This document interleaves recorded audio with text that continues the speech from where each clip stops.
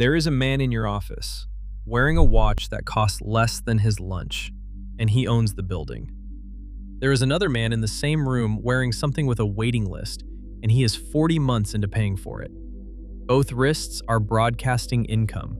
Only one of them is telling the truth. A watch is a terrible measure of wealth. It is an excellent measure of cash flow. 13 watches, 13 signals, and number 12 is the one nobody reads correctly, even though it is usually the richest wrist in the room. This list is not really about watches. It is about the gap between what an object claims and what it indicates, and the wrist is where men are still allowed to publish that information. There will be no prices here, because prices turn this into an argument about numbers when the interesting part is psychology. Bands and comparisons only. One warning. I have owned 6 of these, and the ones I was proudest of are the ones I now understand least charitably. We are roasting the reasoning, not the man wearing it, and every watch gets defended before we move on. Starting with the cheapest, which is also the least readable. Number 1. The Casio F91W. The label is broke with a question mark, and the question mark is doing all the work. This is the only watch on Earth that reads as either no money at all or so much money the question stopped being interesting. A teenager with no income wears it. A fund manager wears it on a Sunday. An engineer 30 years into the same job wears it. You cannot tell them apart, and that is the entire appeal. The resin strap costs almost nothing to replace. The battery runs for years untouched, and it is sold in numbers every luxury brand combined will never approach. This watch does every single thing a wristwatch is supposed to do.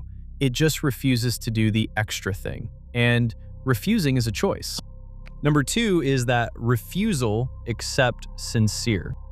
Number 2, the Timex Weekender or the Seiko 5. The label is honest.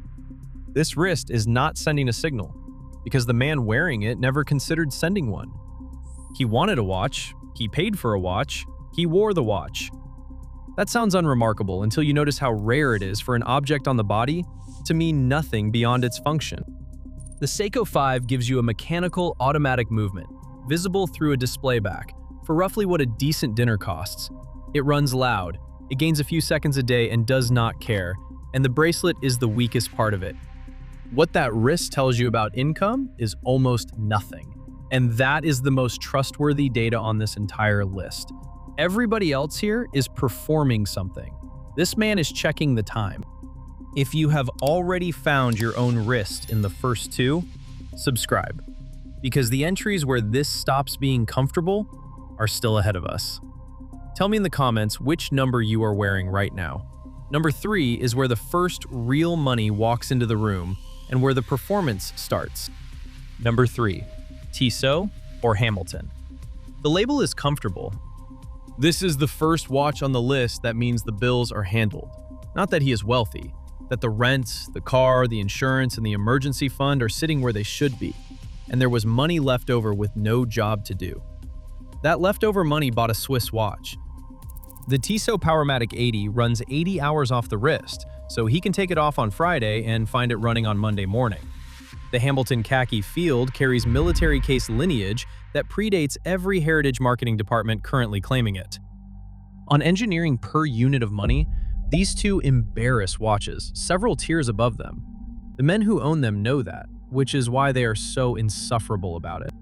Number 4 is the man who could have kept climbing and stopped on purpose. Number 4, Tudor. The label is smart money. This is a wrist that could have gone higher and decided not to. And the decision is the whole signal. He read the forums, compared the movements, worked out that the final stretch of the price ladder is paid in logo rather than engineering, and stepped off one rung early with the difference in his pocket. The Black Bay carries an in-house movement with around 70 hours of reserve and chronometer certification. The Snowflake hand comes from dive watches issued to the French Navy. The family relationship to the crown across the courtyard is real, and everybody knows it.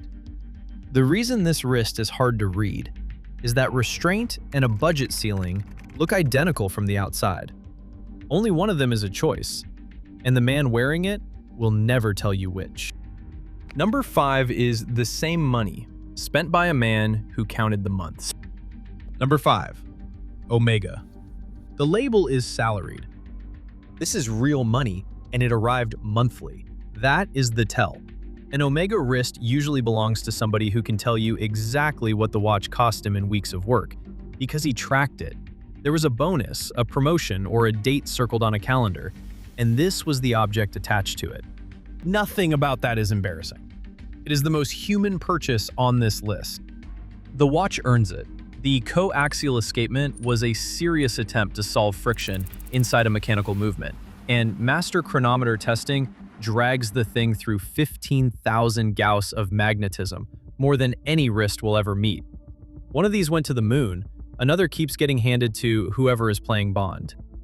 If you are buying on engineering rather than resale, this is frequently the correct answer. Number 6 is what happens when the number in the bank account finally changes. Number 6. The Rolex Datejust. The label is mated. This is the watch a man buys when the figure on his payslip moves into a bracket it has never been in before, and he wants a physical object to mark the moment.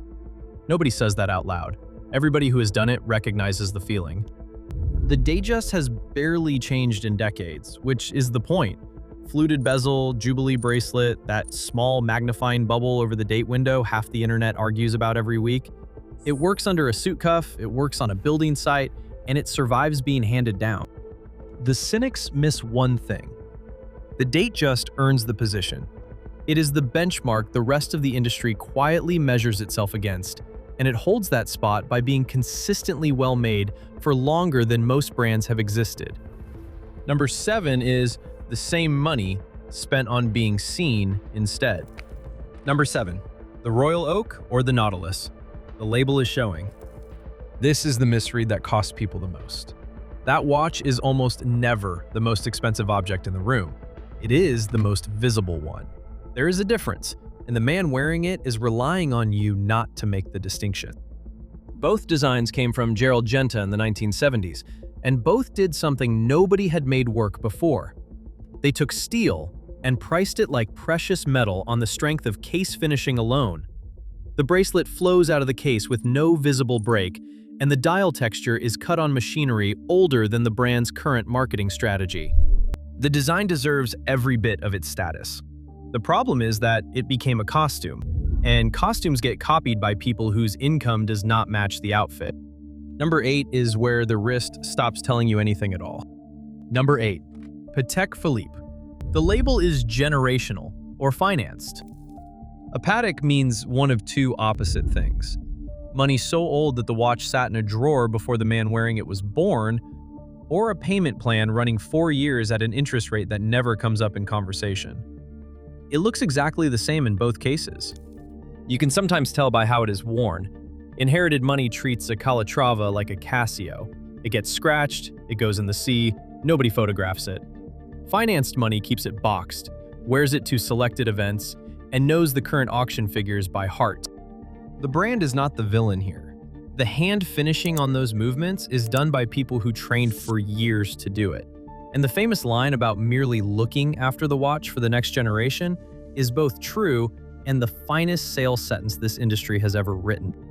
Number 9 is the opposite of old money in every way that matters. Number 9. Fully iced out or a watch sent away for aftermarket diamonds. The label is cash flow.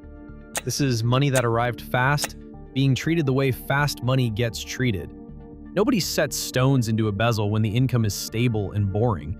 That happens when a large amount lands at once and the person holding it wants it converted into something visible before it turns into nothing. Aftermarket work destroys resale, and every collector will tell you so, like it is a moral failing. Drilling a factory bezel turns a watch that holds value into a watch worth the stones inside it. But wearable wealth is one of the oldest financial strategies humans have. Gold on the body, portable, sellable in any city on earth, no bank required. Families who lost everything more than once have run this playbook for centuries, and the man with the iced bezel is following older logic than the collector laughing at him. Number 10 leaves the salary conversation behind entirely. Number 10. Richard Mille. The label is another planet. Comparing this watch to an income does not work. because the price sits so far past normal salary arithmetic that the maths stops producing an answer. That is deliberate. The brand built its position by refusing to compete on the ladder everybody else is climbing. What you get is a tonneau-shaped case in carbon and titanium, a skeletonized movement on a suspended chassis, and a design brief demanding the watch survive a professional tennis serve while being worn. Players wear them mid-match, which means the marketing footage and the product test are the same clip. The engineering claim is real. The wrist, though, is broadcasting one of two things. Either the money is so far beyond the watch that the price is irrelevant, or somebody wants very badly for you to assume it is. Number 11 is the only watch here trying to answer this question on purpose. Number 11, the replica and its honest cousin, the homage. The label is pretending. This is the one watch attempting to answer the income question directly, and the only one where the answer always fails. The Cyclops magnification is wrong, the seconds hand stutters where it should sweep, and the weight is light in a way that registers before anybody looks at the dial. Everyone in the hobby clocks it in 2 seconds and says nothing, which is worse than being called out. The impulse is not the problem. Wanting an object you cannot fund yet is how almost every collector in this niche started, including me. The honest version of that want already exists. Steinhardt, San Martin, a modified Seiko, brands building a similar design language without borrowing somebody else's name. Those earn respect at any meetup. The copy never does, because the copy is the only watch on this list that lies. Number 12 is the one I promised you at the start, and it changes how you read every room you walk into. Number 12, two-tone gold and steel on a man in his 70s. The label is pension. Everybody under 40 misreads this wrist. They see dated taste and a bracelet stretched with age, and they move on. What they are looking at is a watch bought decades ago at a fraction of what it costs today on a salary from a job that in many cases no longer exists. Look at the detail. The dial has gone the color of weak tea because tritium ages and cannot be convincingly faked. The gold on the fluted bezel is soft at the edges from 30 years of daily wear. The bracelet has play in it, which happens when a watch lives on a wrist instead of in a safe. That watch is a record. Everything else on this list is a purchase. It outperformed the market, it outlasted the career that paid for it, and it is very likely worth more than any newer watch standing next to it at the bar. Number 13 wears nothing at all, and it might be the strongest position in the room. Number 13, the bare wrist. At an event where everybody else is wearing something, the label is unreadable. In a room full of people broadcasting, silence is the only signal nobody can price. That wrist could belong to a man who owns nothing. It could belong to a man who sold a company last spring and finds this conversation tiring. It could belong to somebody who owns 4 significant watches and left every one of them at home. You have no data. In a status environment, no data makes people far more uncomfortable than any visible watch ever will. Tech founders worked this out early. So did the kind of old money that has never needed to prove anything to a stranger at a party. The wrist stays empty and the room does the work for him. That is the whole list. Here is what all 13 of them add up to. Every watch here tells you something true. It just never tells you the thing people assume. A watch tells you about cash flow, about what somebody chose to prioritize, about whether a large sum landed recently, and whether a payment schedule is running quietly in the background. It tells you nothing reliable about net worth because net worth is invisible by design, and the entire point of settled money is that it stops needing to announce itself. Go back to that man in the office wearing the watch that costs less than his lunch. He is the only person in the building whose wrist you cannot read, and that position was always available to everybody else for free. So the useful question was never how much the watch cost. It is whether the man wearing it had to think about it afterwards. Tell me in the comments which number you are wearing, and be honest, because a good portion of you will type one entry higher than the truth. If this was uncomfortable in a way you enjoyed, subscribe and go watch the one on what your watch brand actually says about you. Thanks for watching.